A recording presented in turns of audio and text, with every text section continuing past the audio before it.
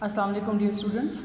Today we discussed the classification of matter and the topic of element in your online class. So here I am highlighting the main points.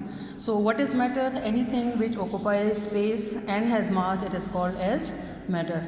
Also we discussed the definition of mass. So the quantity of matter contained in an object or in a body, it is called as its mass. Okay.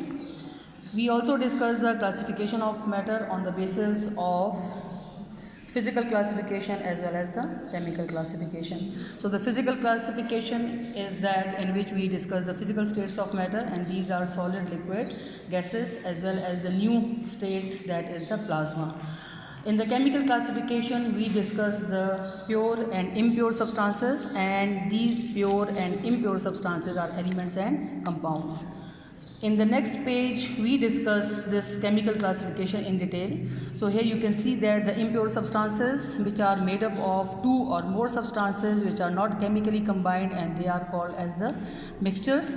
Mixtures are of two types. These are homogeneous mixtures and heterogeneous mixture. In the lecture, I have explained them in detail. Okay, and the second category of the chemical classification of matter is the pure substances. Pure substances are those which are made up of one or same type of the substances, and these are divided into two further types on the basis of their composition, and these are elements and compounds. Okay. Now, here it is the sketch of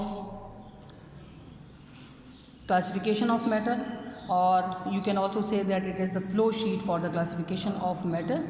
So you must practice it because it is the part of your question paper. 4 marks for this flow sheet exam, for flow sheet diagram will be included in your question paper also. Okay. Now we discuss the pure substances. These are the elements. So what is an element? Element, it is a pure substance which cannot split or broken with other simpler substances by any ordinary physical or chemical means. The second definition was the pure substances in which all the atoms are chemically identical, having the same atomic number. I have already discussed that what is atomic number, what is the structure of atom, so you can learn them properly by means of your notes also. Then we also discuss a few of the characteristics of the elements, that they are made up of the particles called atoms, and atom, it is that part which can undergo a chemical reaction, as well as each element consists of one kind of atom. So the different examples are here: gold, carbon, sodium, nitrogen, etc. Then we discuss the little bit historical background, that scientists discovered about 118 elements in which the 92 are naturally occurring, while the 26 they are artificially prepared in the laboratory. So on the basis of differences in the characteristic of elements, they are divided into metals, non-metals, and metalloids. Okay.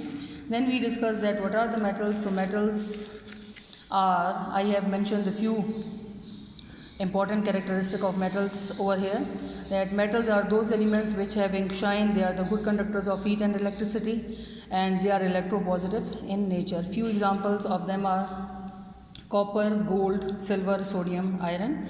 Non-metals, they have no shine or luster, they are the poor or bad conductors of the heat and electricity, and they are electronegative in nature. Few examples of them are given. These are oxygen, carbon, chlorine, nitrogen, sulfur, etc. Then metalloids. So metalloids are those elements which having some characteristic of metals as well as some of the non-metals. So we can say that these are the elements which are intermediate between metals and non-metals.